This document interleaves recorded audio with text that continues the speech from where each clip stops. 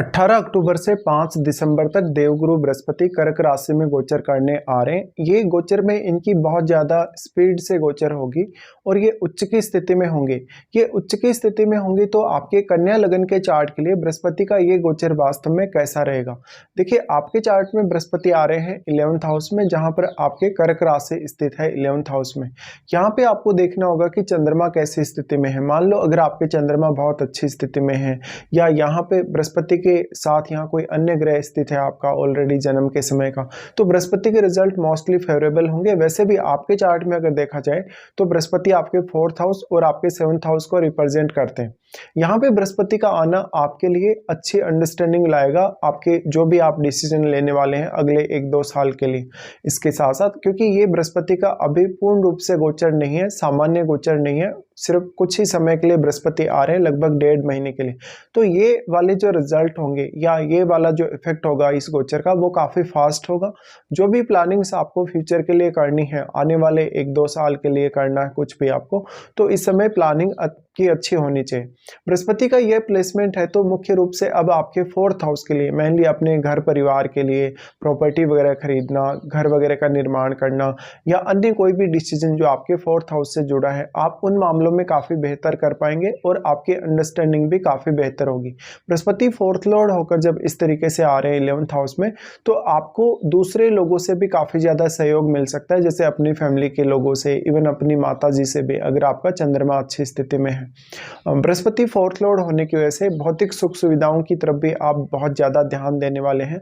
और अगर आपके चार्ट में शुक्र बहुत मजबूत स्थिति में है तो ऐसे बृहस्पति के गोचर में और भी ज़्यादा संभावना बनेगी कि ऐसा आपको बृहस्पति जो है वो धन और समृद्धि देगा। इसके साथ साथ बृहस्पति 4th हाउस के स्वामी होने की वजह से पारिवारिक जो सपोर्ट है आपको वो भी रहेगा।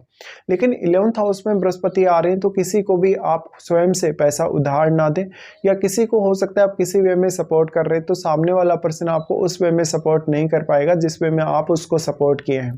आपके चार्ट में बृहस्पति 7th हाउस को भी रिप्रेजेंट करते हैं। 7th हाउस को रिप्रेजेंट करने से अब ये बहुत ज़्यादा इंपॉर्टेंट हो जाता है कि अगले 1-2 साल में आप कोई बिजनेस स्टार्ट करने वाले हैं, या आप कैसी प्लानिंग करके चल रहे हैं अपने बिजनेस के लिए, या आप कोई पार्टनरशिप करने वाले हैं, या मान लो आपका मैरिज वगैरह का, इंगेजमेंट वगैरह का कोई भी अगर आप सोच रहे हैं तो ये वाले गोचर में सडनली आपके लिए प्लानिंग करना ही ज़्यादा बेहतर है। अगर आपका ऑलरेडी इंगेजमेंट हो चुका है तो आपकी मैरिज के चांसेस स्ट्रॉन्ग होंगे। अगर आपका मैरिज नहीं हुआ है, इंगेजमेंट भी नहीं हुआ, तो इंगेजमेंट के चांसेस ज़्यादा स्ट्रॉन्ग होंगे। बाकी अगर आपके चार्ट में बृहस्पति की प्लेसमेंट देखा जाएगा कि कैसी स्थिति में है। बृहस्पति अगर मान लो आपके ऑलरेडी 7th हाउस से संबंध बना रहे हैं चार्ट में, या वो 7th हाउस में ही बैठे हैं, तो ऐसा भी हो सकता है कि आपका सडनली मैरिज भी हो जाए।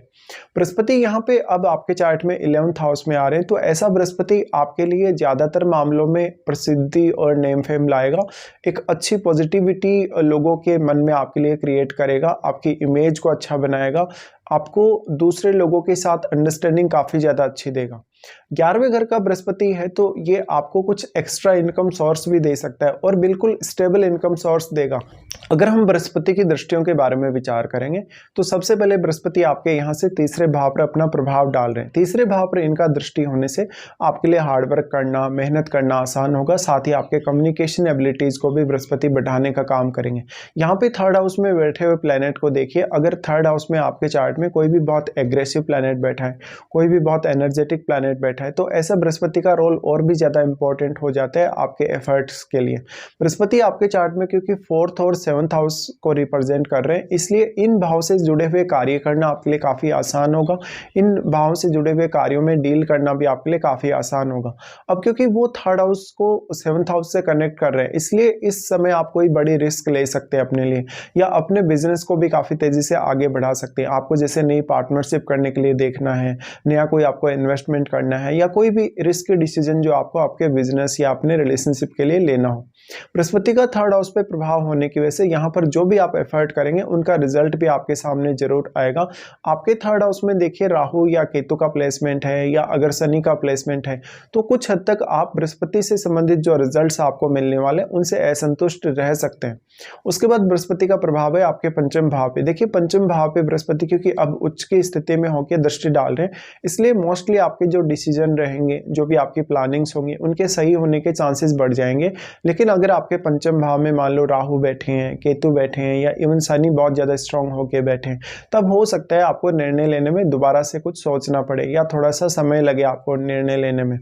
बृहस्पति का दृष्टि आपके पंचम भाव पर होने की वजह से आपकी संतान के पर्पज़ के लिए, आपके एजुकेशन के पर्पज़ के लिए बहुत ज़्यादा अच्छी स्थिति होगी। अगर आपके पंचम भाव में कोई शुभ ग्रह बैठा है तो बृहस्पति का जो प्रभाव होगा वो और भी ज़्यादा आपके लिए शुभकारी रहेगा। बृहस्पति पंचम भाव पर दृष्टि डाल रहे तो उन लोगों के लिए बहुत ज़्यादा फेवरेबल है जो शेयर मार्केट वगैरह से जुड़े हैं या लॉटरी सट्टा वगैरह से जुड़े हैं। इसके साथ साथ अपनी आर्थिक स्थिति को आप काफ़ी अच्छे से मैनेज कर पाएंगे और उसके लिए आने वाले समय के लिए कुछ अच्छी प्लानिंग्स आप कर पाएंगे। तो अगर आप 1-2 साल का, 1.5 साल का व्यू लेके चल रहे हैं आने वाले समय के लिए, तो ये आपके लिए एक अच्छी प्लानिंग लेकर आ सकते हैं। बृहस्पति का फिर प्रभाव है आपके सप्तम भाव पर। देखिए, सप्तम भाव पर बृहस्पति प्रभाव डाल रहे हैं, दृष्टि डाल रहे हैं, तो वो उच्च के होकर दृष्टि डाल रहे हैं और वो थर्ड हाउस को यहाँ 7 से कनेक्ट कर रहे हैं। तो आपका जो पब्लिक इमेज है, आपका जो लोगों के माइंड में एक जो छवि है, वो काफ़ी अच्छा बनेगा, आपको काफ़ी पॉजिटिविटी देंगे। दूसरे लोगों के साथ डील करना आपके लिए आसान होगा।